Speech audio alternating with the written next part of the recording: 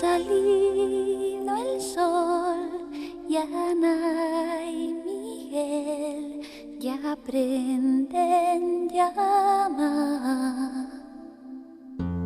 Ella sobre él, hombre y mujer, deshacen la cama.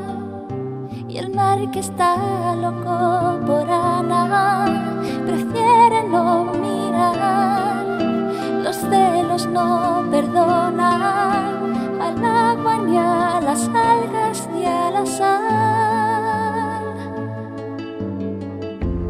Al amanecer ya está Miguel sobre su barca. Dame un beso, amor, y espera quieta junto a la playa. Y el mar murmura en su lenguaje: maldito pescador, despídete de ella, no quiero